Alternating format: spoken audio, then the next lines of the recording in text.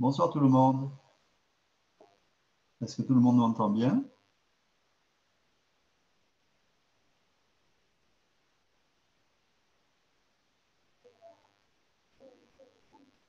Vous me recevez?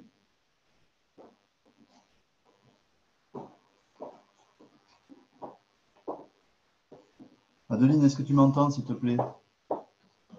Moi, je t'entends, Joël.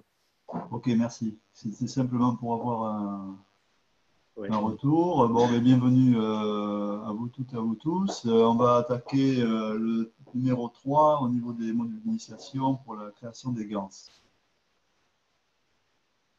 Donc, j'ai dans le bureau deux visiteuses, deux invités. Il y a Diane et Corinne qui sont là avec moi.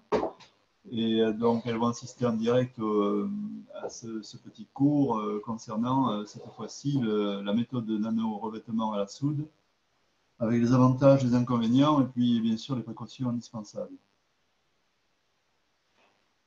Je m'absente juste un petit instant.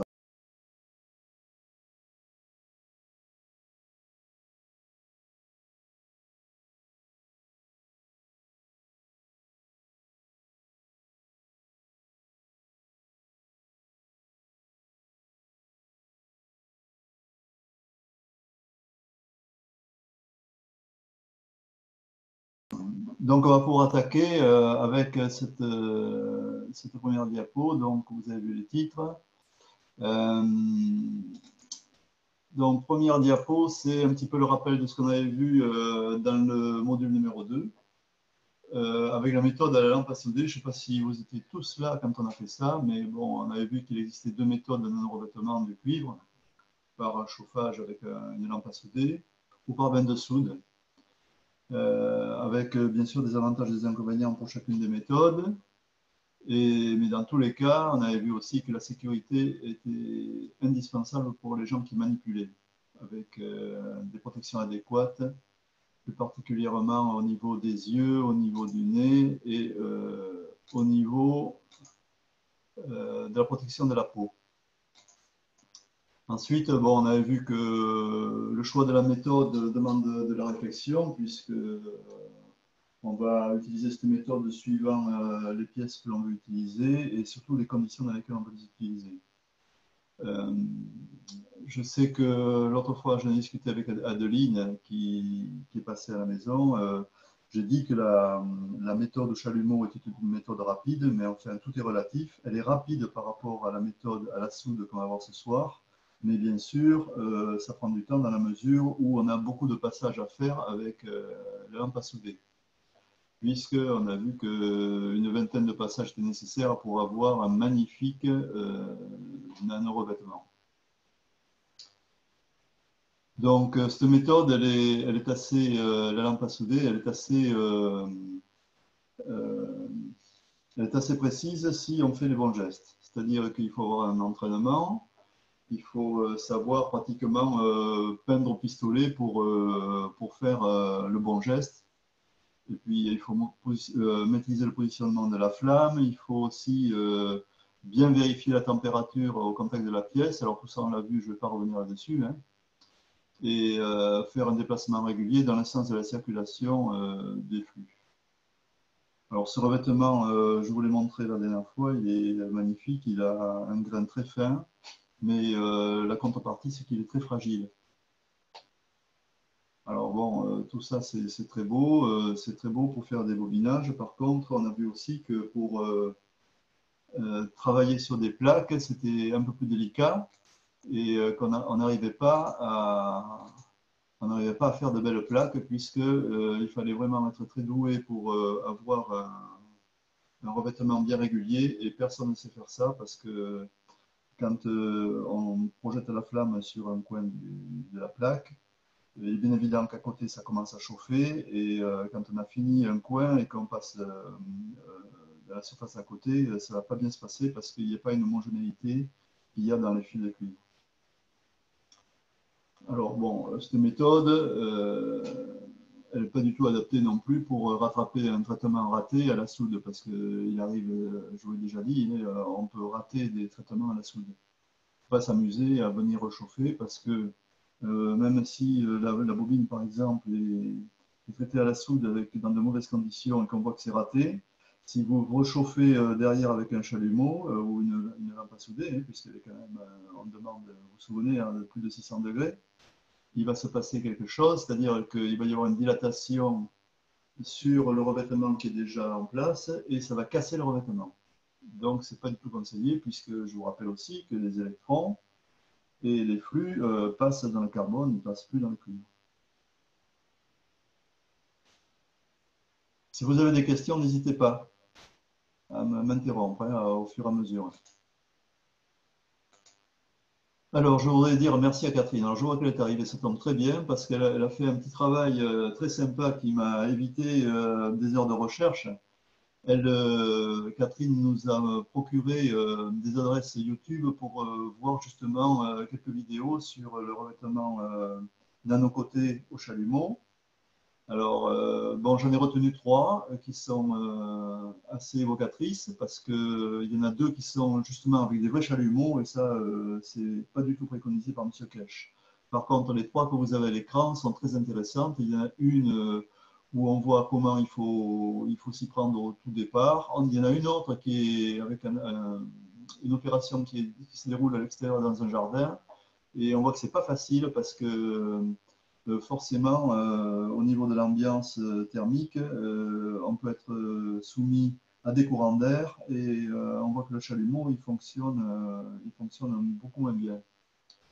La vidéo que je vous recommande, c'est la dernière parce qu'il y a une espèce de confinement, vous verrez ça, c'est un peu comme dans un âtre de cheminée et la personne qui fait ça très bien et je pense que c'est celle-là qui est à suivre avant tout. Hein. Par contre, dans chaque vidéo, j'ai remarqué que les gens ne mettaient pas de gants et ça, c'est pas bien du tout parce que si on ne met pas de gants, on pollue le cuivre. Donc, c'est le seul petit bémol, mais en tout cas, un grand merci à Catherine. Avec plaisir, pas de quoi. Si, moi je suis content parce que vraiment, comme toi, tu as le recul tu as beaucoup d'expérience, c'est bien que tu aies fait ça. Merci encore. Alors, la méthode à la soude chaude, on va en parler aujourd'hui. Il faut savoir que la soude chaude, elle est chaudement recommandée par la Fondation Kesch, bien avant, bien sûr, le revêtement au chalumeau, hein, parce que c'est la méthode la plus performante pour obtenir un bon nano-revêtement avec beaucoup de couches de carbone. Je vous rappelle que avec un chalumeau ou une lampe à souder, on peut obtenir entre 30 et 35 000 couches. Et là, on va aller carrément au-delà de 60 000 couches. Donc, c'est très, très intéressant. Il faut encore une fois avoir de la patience et surtout mettre la bonne intention quand on fait toutes les opérations qui vont être décrites ce soir.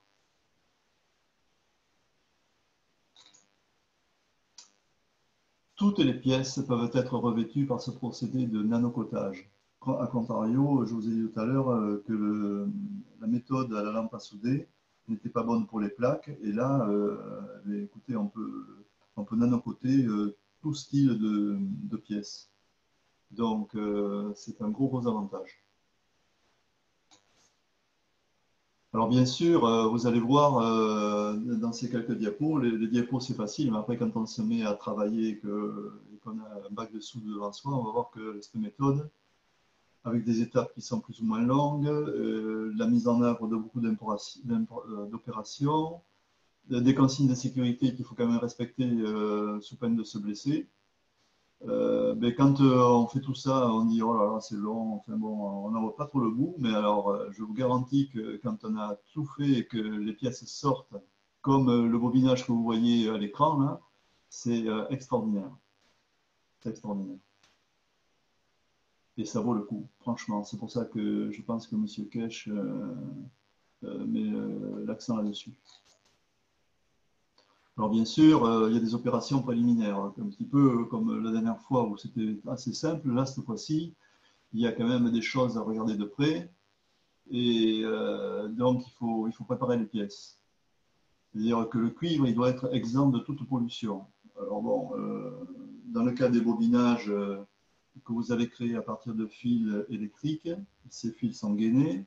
Il n'y a pas de souci si vous faites un bobinage et que vous mettez des gants. Et après, si le bobinage est stocké correctement, vous n'aurez pas de problème de pollution. Si vous touchez, je vous rappelle, avec la peau, il suffit que vous ayez un petit peu de sueur, un petit peu de saleté ou même un petit peu d'ADN, tout ça, c'est pas très recommandable de faire ça. Donc, on utilise toujours des gants.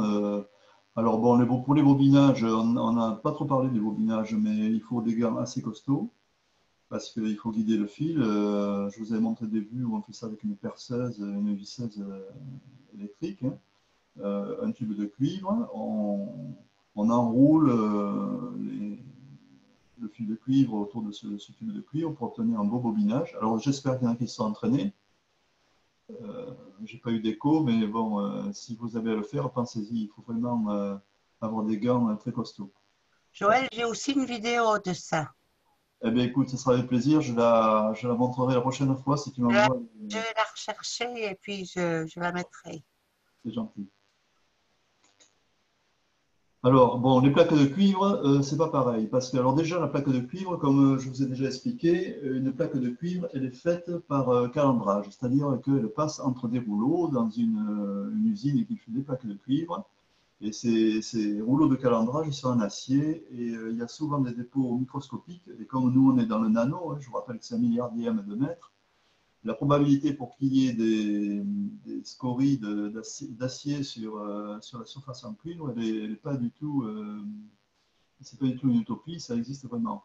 Donc, ce qu'on fait, bien sûr, on ne va pas tout enlever parce qu'on est quand même dans une pratique artisanale, on va dire, et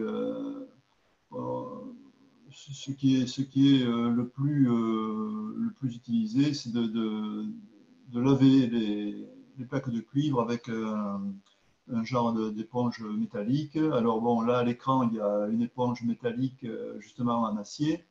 C'est pas forcément la meilleure des choses. Je sais qu'il existe des éponges en cuivre qu'il faudrait normalement utiliser, mais qui coûtent horriblement cher. Donc c'est peut-être pour ça que cette photo est là. Elle est dans les cours de M. Kesch. Donc bon, il n'y a pas de souci, on va dire. Alors je vais quand même vous donner aussi une astuce. Je peux vous la dire tout de suite, c'est que vous allez voir, on va faire un bain de soude. Il y aura donc de la soude au fond du bac. Ensuite, on va faire un remplissage avec de l'eau chaude. Et ensuite, quand toutes les opérations sont terminées, on se retrouve avec le bac et surtout avec l'eau de soude qui est bleutée, qui est magnifique, hein. Et cette eau de soude, on peut justement l'utiliser en préambule pour les opérations préliminaires pour pouvoir nettoyer les plaques. Parce que tout ce qui est contact justement superficiel avec la peau, des dégradations de traces d'huile, défauts d'oxydation, tout ça, ça va partir avec le trempage dans l'eau de soude.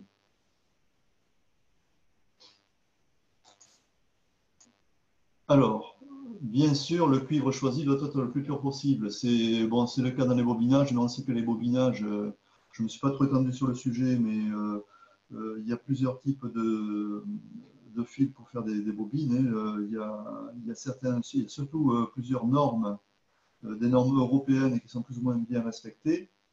Mais pour le cuivre, c'est pas facile parce que dans le cas des plaques, on ne sait pas trop d'où ça vient. Alors, moi, je vais vous donner mon fournisseur. Si vous voulez, je vous le rappellerai la prochaine fois pour ceux qui en font la demande. En fait, bon, je suis un petit peu artiste aussi et je sais que mon fournisseur pour les toiles vend des cuivres aussi pour la sérigraphie. Donc, moi, je lui commande des petites plaques qui font 10 cm sur 15 cm, qui font 1 mm d'épais, qui sont protégés par des films qui permettent donc d'avoir une garantie pendant le transport.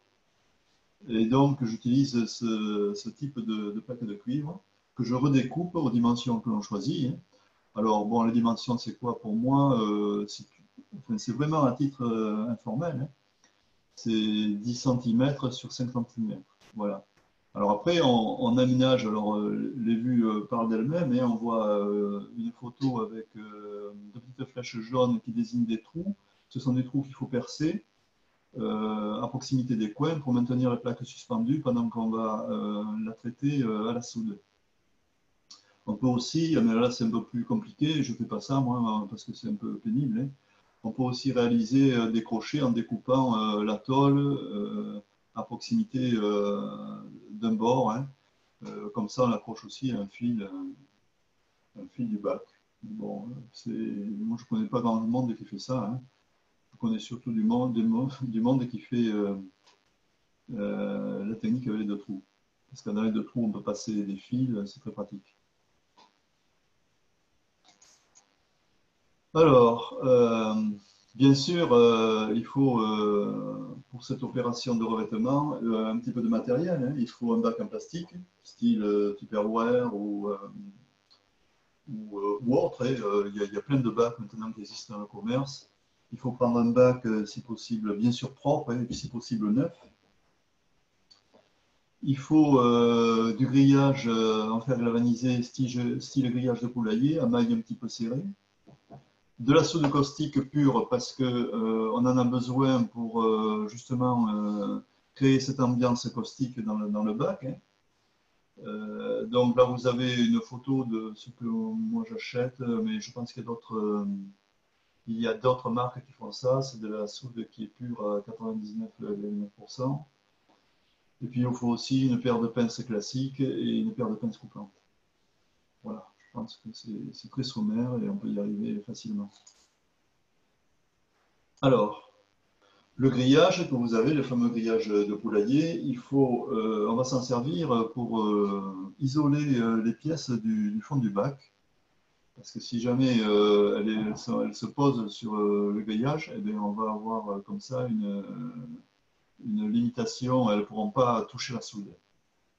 Donc ce grillage, vous prenez les dimensions de votre fond de bac, et vous les découpez de façon que vous puissiez rabattre les bords, comme on le voit sur la photo en bas, là, pour surélever ce grillage par rapport au fond du bac.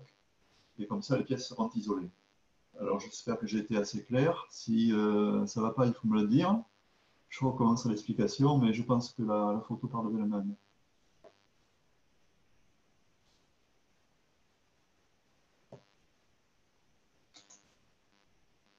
La protection individuelle, je reviens dessus parce que j'ai été blessé plusieurs fois et d'ailleurs j'ai un petit souci à un œil encore récemment. Il faut vraiment mettre des gants résistants aux produits chimiques. Il faut surtout des paires de lunettes de protection parce que quand vous allez extraire les pièces, on n'est jamais à l'abri d'une goutte qui sort du bac en même temps que la pièce. Ou bon, c'est très sournois, hein, parce que il peut y avoir un petit rebond de quoi que ce soit ou une pièce qui tombe et puis la soude qui remonte et qui vous asperge le visage. Et moi, j'ai eu un problème à un œil à cause de ça, hein.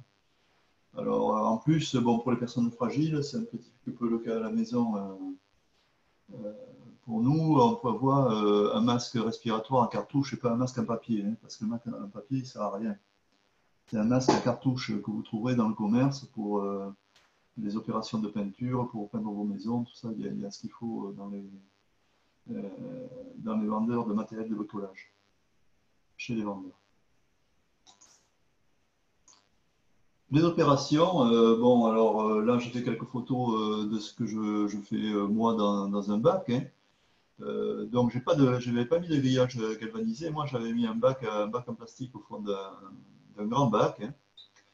Et donc, j'ai suspendu toutes les bobines, les plaques. Alors, il n'y a pas de plaques là dans l'exemple photographié, mais il y a surtout beaucoup de bobines. Et bon, alors, on les accroche, mais on peut aussi avoir un appui localisé sur le grillage, hein.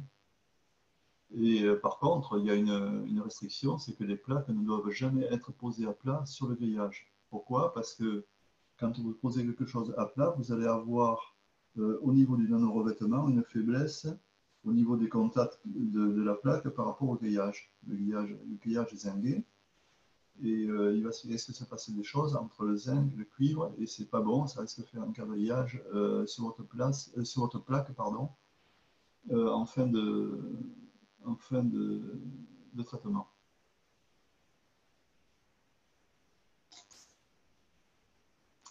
Alors, Il y a donc un procédé de revêtement qui dure un petit moment. La première opération, c'est le bain de soude caustique, qui dure environ 2 jours.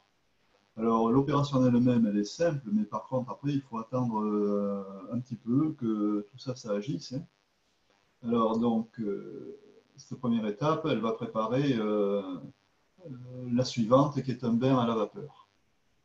Donc, on vient de positionner les pièces dans le bac. On verse, alors les perles de soude, ce sont en fait le petit réservoir que je vous ai montré tout à l'heure, celui que j'achète d'habitude, qui est ici, là, le spado, là. Il ne contient pas de liquide, il contient des petites perles de soude, hein, et on va chercher à couvrir tout le fond du récipient avec ces perles de soude. Il suffit de verser avec le verseur du bidon, là.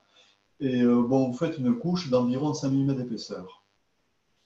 Ensuite, compte tenu que vous avez déjà les pièces à l'intérieur, vous allez placer le couvercle légèrement à l'oblique, comme c'est indiqué sur la photo de gauche, en laissant une petite ouverture. Et puis, vous allez faire bouillir de l'eau distillée. Vous allez verser l'eau bouillante dans le récipient à travers la petite ouverture que vous avez laissée par rapport au couvercle. Alors là, qu'est-ce qui va se passer? C'est que tout de suite, dès que vous allez verser de l'eau chaude, il va y avoir une réaction assez violente par rapport à la soude, qui va commencer à interagir avec l'eau chaude. Ça va créer un environnement caustique. Il faut tout de suite fermer le couvercle. Dès que vous avez fini, dès que vous avez noyé vos pièces dans l'eau et dans la soude, vous voyez, il y a sur la vue de droite, il y a un petit repère marqué niveau, hein.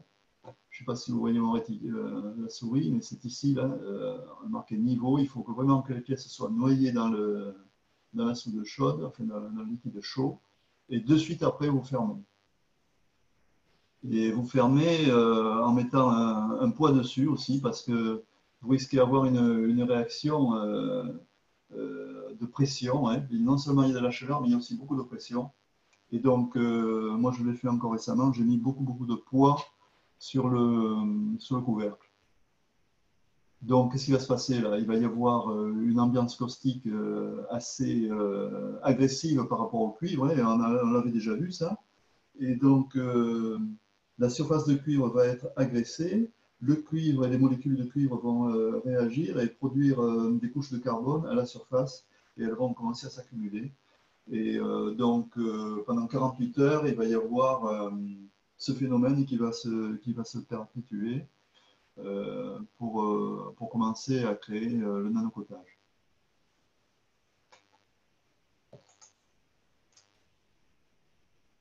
Alors, au bout des 2 jours, en utilisant bien sûr des gants de chimie très bien ajustés, on ouvre le récipient en plastique, c'est-à-dire le bac, et on retire les bobines et les plaques. On va évacuer la soude dans un autre réservoir qui est dédié à ça, hein. C'est-à-dire que, comme je vous ai déjà dit tout à l'heure, l'eau de soude peut être récupérée pour les travaux préliminaires de décapage du cuivre, hein. Autrement, vous pouvez aussi, cette soude, vous pouvez aussi l'évacuer en déchetterie à condition de bien respecter les normes en vigueur là-dessus, hein, parce que c'est devenu très sévère. Alors bon, vous allez les extraire, ces pièces-là, avec beaucoup de parcimonie, hein, et puis pour les plaques, vous allez les soulever par les bords, et éventuellement utiliser un fil dans le trou que vous aurez percé dans les plaques pour les manipuler. Quand vous allez donc déplacer ces pièces, il faut les toucher dans une seule zone et ne pas les toucher intégralement, en particulier au niveau des boudins. Essayer toujours d'avoir à l'esprit que les boudins ils vont être fonctionnels après. Il va y avoir ces couches de carbone qui vont attirer les champs. C'est très important de ne pas les endommager.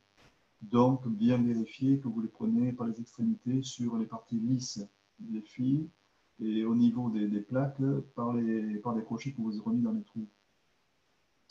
On laisse le grillage dans le récipient.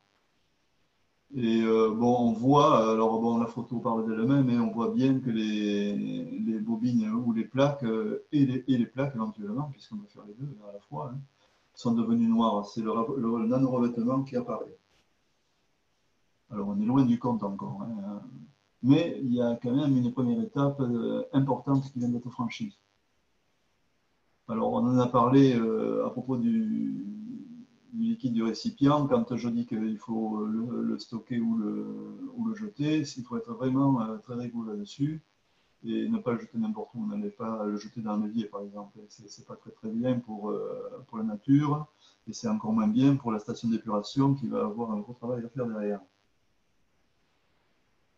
Alors là, on va passer à la deuxième phase. La deuxième phase, eh bien, on recommence un petit peu différemment, mais on va toujours accrocher les bobines, les plaques qui étaient immergées dans l'eau dessous de la première phase. On va utiliser les points des plaques pour les suspendre. Les bobines sont suspendues à environ 2 cm. Alors 2 cm, c'est une vue un petit peu de l'esprit, hein. C'est vraiment approximatif. Vous pouvez faire un peu plus haut, un peu plus bas. Mais essentiellement, il ne faut pas que les pièces touchent la soude qu'on va remettre au fond, puisqu'il va y avoir une deuxième couche de soude avec laquelle on va couvrir le fond du récipient. Les plaques, pour mémoire, reposent toujours verticalement, elles sont accrochées à des fils. Les fils sont accrochés, bien sûr, au bord du bac.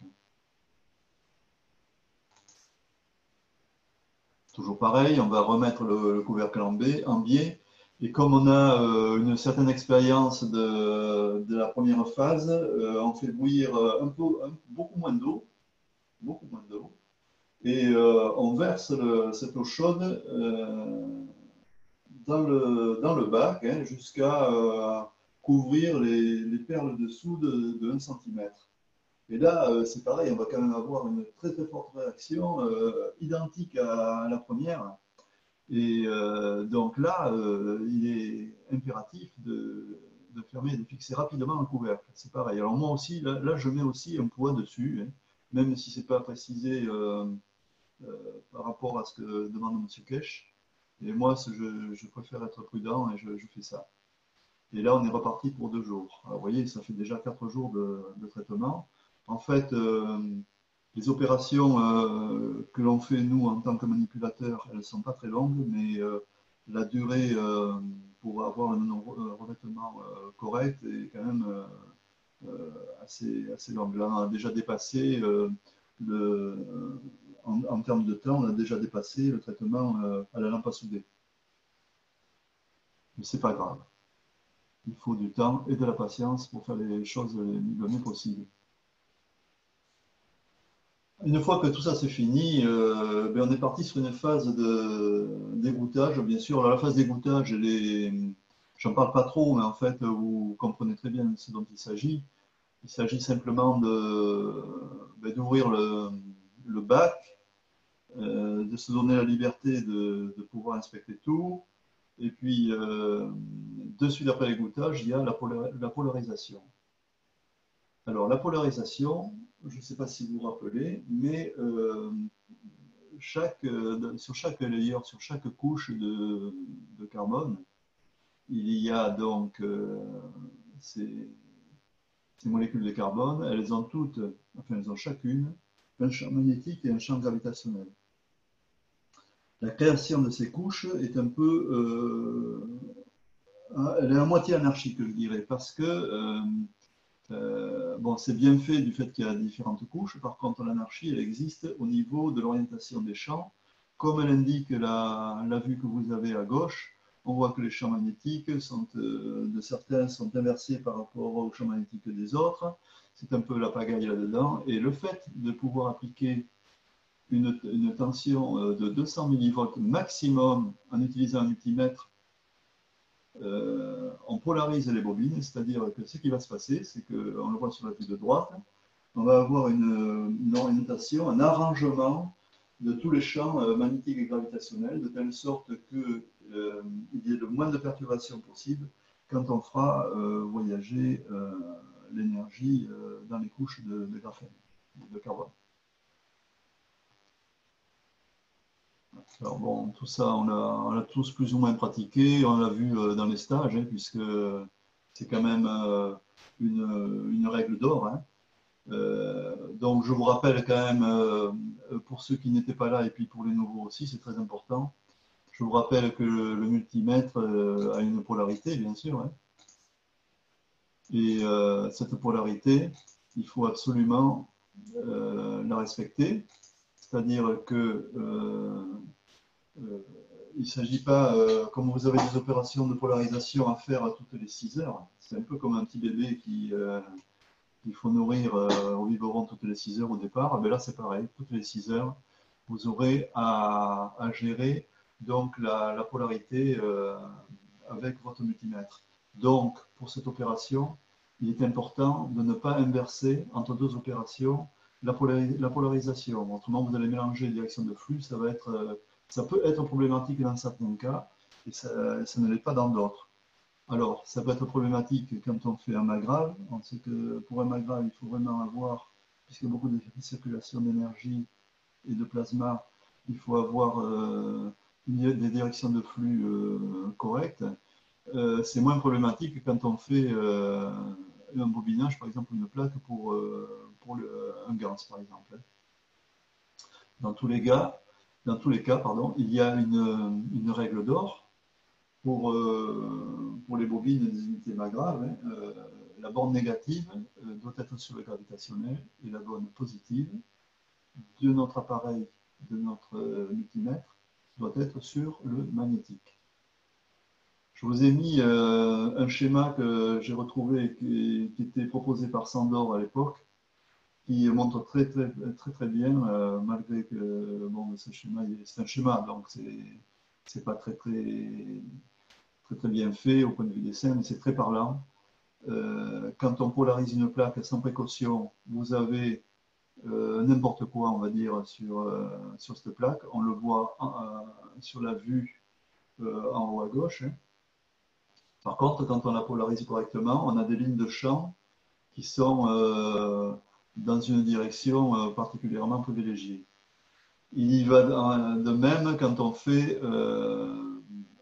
une polarisation sur un filet ou même sur un bobinage. Hein. Si on polarise n'importe comment, eh bien là, on aura des lignes de champ qui ne sont pas du tout correctes. Hein. Il vaut mieux se fixer. Moi, ce que je fais, je prévois donc bien sûr la bonne polarité. Et ensuite, je me fais un repère sur les fils dans le bac et je viens toucher avec les bornes pratiquement au même endroit. Alors, on ne peut pas forcément être bien régulier là-dessus. C'est-à-dire que vous n'allez jamais être au même endroit. D'une polarisation sur l'autre, entre les deux opérations, vous n'allez jamais tomber au même endroit. C'est pas grave.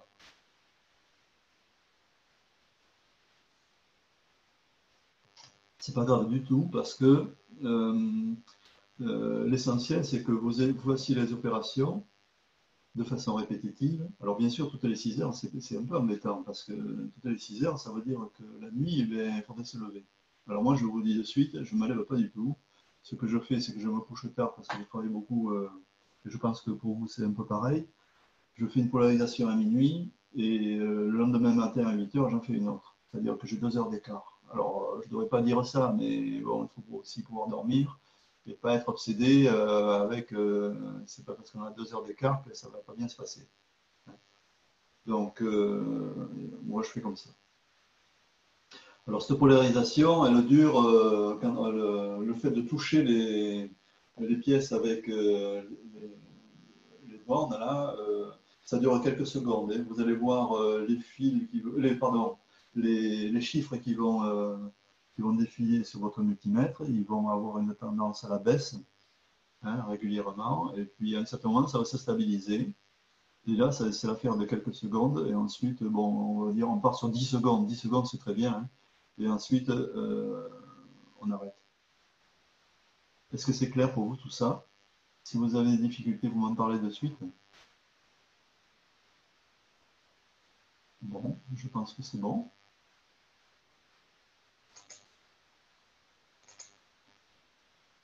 Alors, une fois que la polarisation est faite, c'est-à-dire que ça a duré 3 jours cette affaire, hein. Alors bon, il y en a qui font un peu moins, il y en a qui font un peu plus. Moi, je suis un petit peu maniaque, on va dire. Et tant que je n'ai pas une polarisation qui tend vers un chiffre très proche de 0, je continue. Ce que je voulais vous dire aussi, et qui n'apparaît pas dans ces diapositives que je vous présente ce soir, c'est que pendant la phase d'égouttage et surtout pendant la phase de polarisation, vos bobines et vos plaques vont sécher. Alors, il y a une astuce pour contrer un petit peu tout ça, parce que si c'est sec, eh bien, c'est fichu, hein. Donc, il faut les maintenir légèrement humides. Alors, ce qu'on fait, c'est qu'on prend un pulvérisateur. Alors, le pulvérisateur, il faut qu'il soit musclé. C'est un pulvérisateur qui doit être en plastique et qui tient à la soude, hein, parce que dans le pulvérisateur, on met de l'eau de soude. Et avant de faire la polarisation, on pulvérise un petit peu d'eau de soude dessus et on polarise après. Et là, ça va très très bien. Une fois que la polarisation est terminée, je viens donc sur cette diapo pour vous dire que les pièces, eh bien, il faut les laisser fermer dans un bac pendant 15 jours. Voilà. Vous pouvez aller partir en vacances, vous pouvez faire ce que vous voulez et vous laisser 15 jours. Ça va être génial parce que pendant cette phase qui se fait toute seule, on va avoir des couches régulières et de plus en plus nombreuses. Alors, plus le temps de séchage est long, plus les couches sont solides et surtout stables. C'est très important. 2 mois sont nécessaires pour avoir un excellent résultat. C'est ce que j'ai marqué et c'est la vérité. Je l'ai vérifié et je peux vous garantir que 2 mois de traitement comme ça, c'est génial. Ce que je fais, ensuite, je vous dirai ça, parce que attendez, après le temps de séchage, bon, on ouvre le bac. Et bien sûr, on fait cette ouverture de bac, on ne l'ouvre pas d'un seul coup, hein, c'est-à-dire qu'il faut que l'ambiance caustique qu'il y a encore dans le bac s'amenuise petit à petit. Donc on va ouvrir le bac avec de plus en plus d'ouverture, c'est-à-dire que le couvercle, on le laisse dessus, et puis jusqu'à un certain moment, on enlève. Donc une fois que ce processus est terminé, bien sûr, on ne touche jamais le revêtement. On reprend aux mêmes endroits qu'on a fait les manipulations entre les deux phases, phase 1, phase 2. Vous vous souvenez, on a manipulé tous les objets, et bien on reprend les mêmes zones pour pouvoir extraire les bobines et les plaques. Ensuite, on fait un lavage. Alors pourquoi on fait un lavage?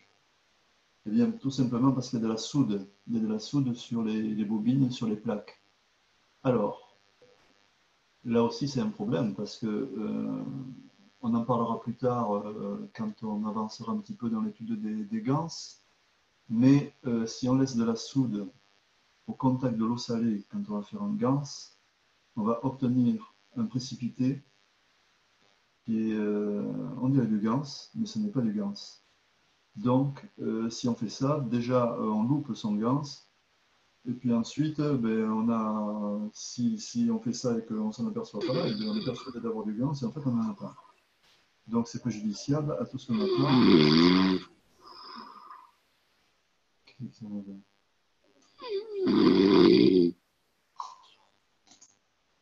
Bon, je crois que j'en ai endormi un. Hein. Ou alors... Joël, je Oui. vais te demander quelque chose. Vas-y. Eh bien, moi, j'avais fait des bobines Macrave Oui. l'année passée. Oui. Et puis après, j'ai été malade. Ça fait 1 année qu'elles sèchent. Eh bien, c'est génial. Elles sont toujours pendues, là. Ben oui, là, parce que j'ai eu Elles encore sont des... noires, non? Comment? Elles doivent être très noires. Ah oui, ça, c'est sûr qu'elles sont très, très noires. Et puis, je peux te dire que là, c'est le jackpot. Parce qu'au bout d'un an, tu vas avoir un revêtement extraordinaire. Et cet été, j'ai ressorti le bac au soleil. Oui. qui- Ouais, elles sont, mais c'est la peine, hein. elles sont vraiment très très noires et si tu veux aussi très blanches. Il faut que je les rince comme il Alors faut. voilà, voilà.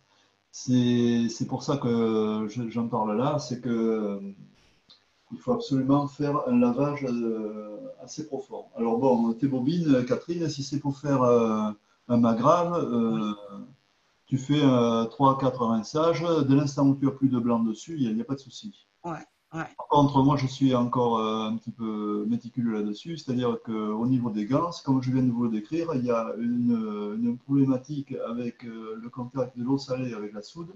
Ça peut donner un précipité qui n'est pas du tout souhaitable dans un gants, parce qu'il va complètement dégrader le gants.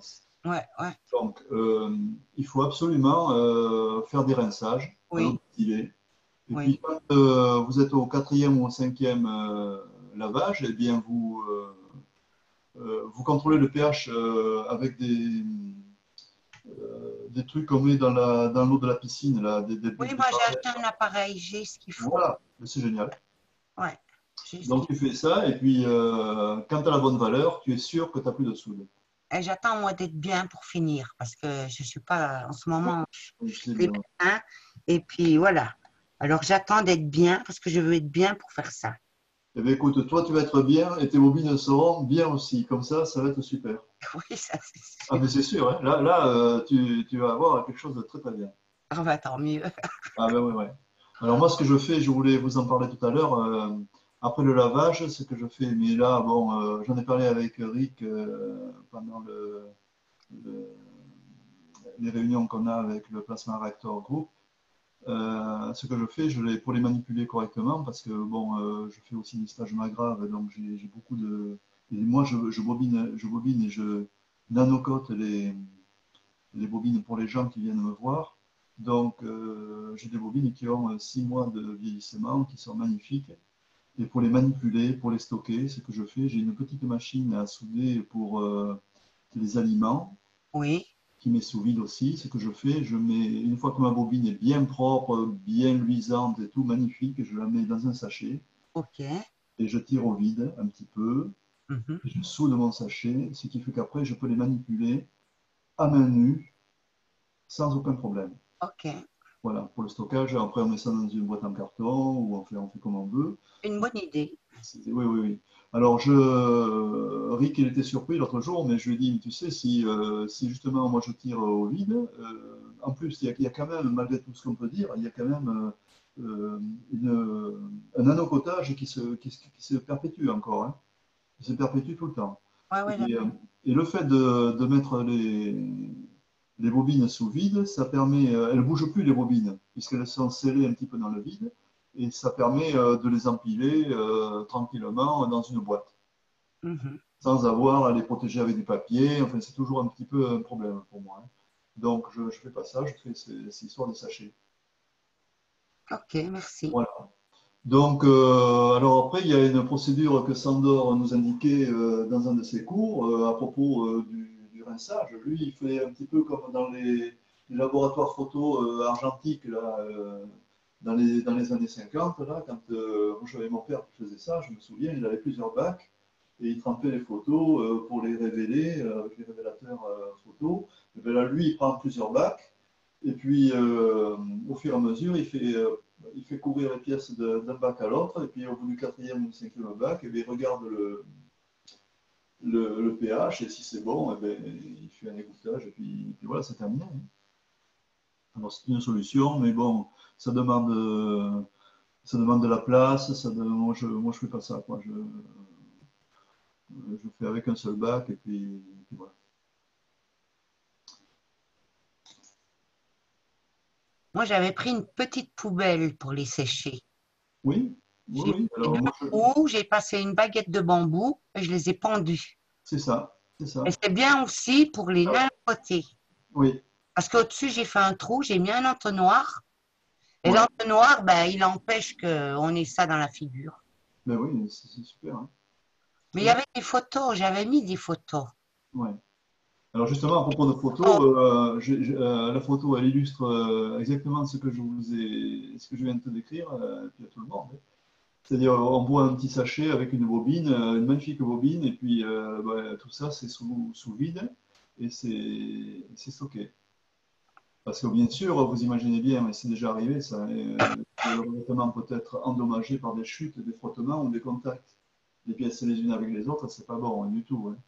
Parce que on attaque, même si on ne voit pas, nous, mais à l'échelle nano, on attaque les couches, et c'est pas bon du tout. Donc, cette histoire de stockage est très importante.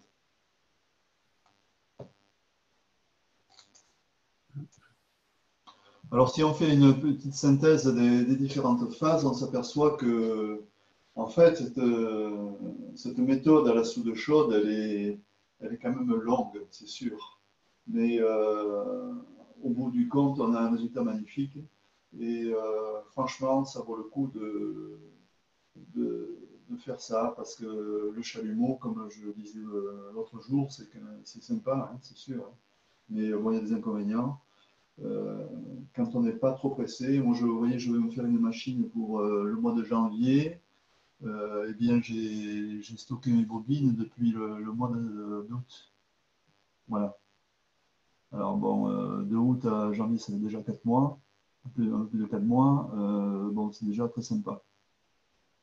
Donc, il ne faut pas hésiter. C'est-à-dire, faites-en en avance si vous voulez vous faire des machines, des unités Magrath par exemple, ou des bobines, faites-les le plus en avance possible.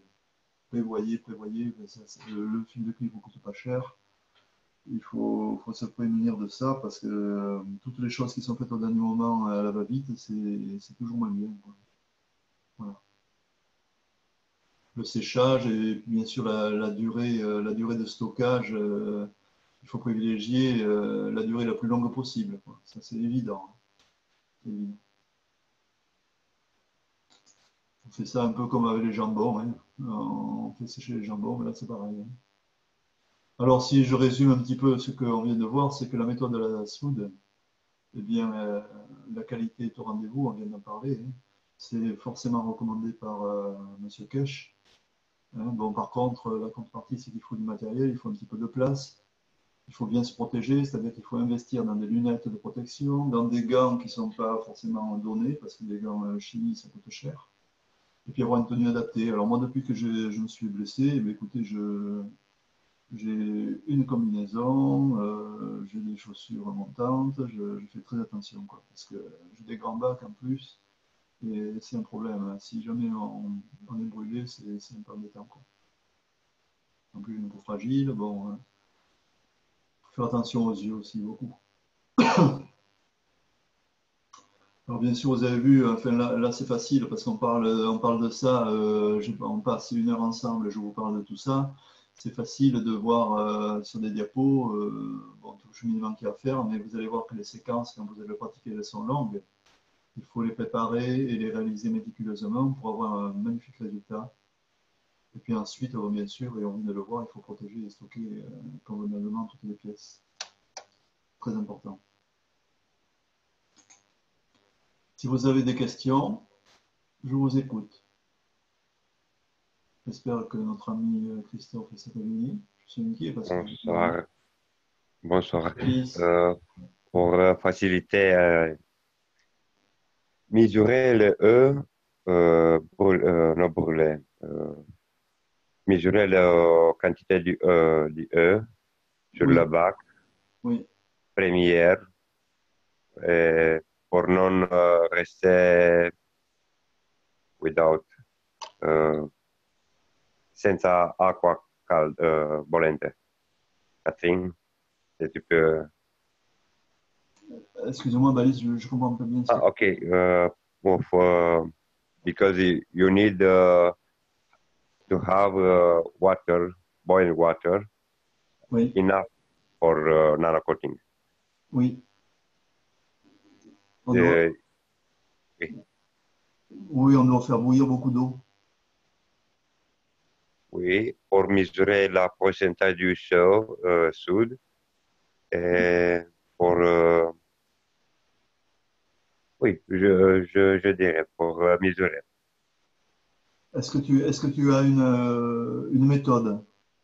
Non, ce n'est pas mon méthode. dirais qu'il a besoin de mesurer le E première du chauffage. Non, chauffage. Tu veux dire Oui. la température de l'eau? C'est ça dont tu parles? Non, non, la température. Mesurer sur le bac. Ah oui, Il a besoin de quantité de E première. la quantité d'eau, tu veux dire? Oui, D'accord, j'ai compris. ok, merci. Oui, oui.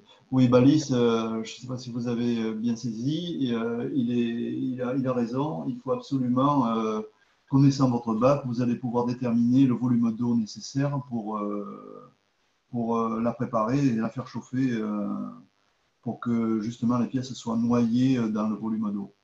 Merci, Balis, tu as raison. Et Monsieur Kesh, dans un truc, il avait dit aussi qu'il fallait pas oublier d'enlever les étiquettes où il y a les codes barres. Les codes barres de quoi?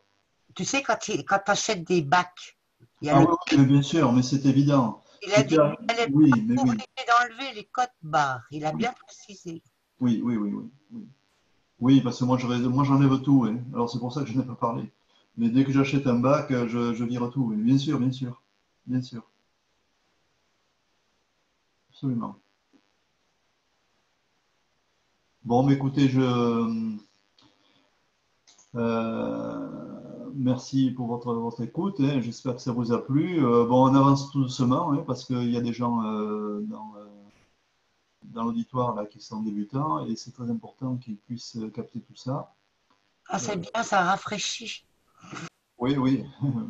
Mais ça fait du bien à tout le monde, et, parce que même moi, tu sais, j'ai l'habitude de faire des trucs, et bon, c'est très intéressant, c'est sûr. Alors, ce qu'on va faire, c'est que la prochaine fois, je ne reviendrai pas avant le 21 novembre. C'est-à-dire que dans 15 jours, il n'y aura pas de session, ce sera plutôt dans 3 semaines. Voilà. Hein, alors donc, si vous loguez le 14, moi je ne serai pas là. Ça sera le 21 novembre et on pourra parler du bon choix de l'eau. Parce que, alors là, j'entends bien au niveau des gants, hein, parce qu'on va commencer à rentrer dans le bac de gants. Les techniques de salage de l'eau, alors là, bon, on verra que il y a une technique que nous on a mis au point, c'est Daniel qui a mis ça au point chez nous et qui est très très efficace. On verra comment on peut faire le suivi de la création d'un GANS pour avoir une bonne qualité. Et puis, il y a beaucoup d'incidents de parcours et puis différentes observations. Alors, je compte aussi sur les gens qui en ont déjà fait pour témoigner. Mais bon, on pourra discuter de pas mal de choses. Et puis, bien sûr, on s'appuiera sur le cours de Sandor qui nous a quittés la semaine dernière et qui laisse une trace importante au niveau de la fondation par rapport à ses cours et par rapport à tous les enseignements qu'il a pu donner. Donc on va s'appuyer sur lui pour, euh, pour avoir les différentes observations, parce que je vous rappelle que ces cours, les cours de base, comprendre la science du plasma, c'est très très intéressant. Il faut absolument suivre ces cours, je le dis à chaque fois. J'ai commencé à les traduire. Si ça vous fait plaisir, je vous les enverrai. Et de toute façon, je pense que dans le courant de l'année prochaine, si j'ai un peu de temps, on ouvrira une session en semaine pour rebalayer tous ces cours. Voilà. Écoutez, moi j'en ai terminé. Si vous avez des commentaires, n'hésitez pas, je suis à votre disposition et à votre écoute. J'ai S'il bien. vous plaît, petite. Ah, Vas-y. pardon. Pour neutraliser le soda caustique, c'est Oui, besoin de avoir je ne sais pas, l'acide, le vinaigre oui, pour neutraliser, oui, non, pour la protection. oui, Pourquoi c'est créé la E et la sal oui, oui, oui, pour la protection du travail.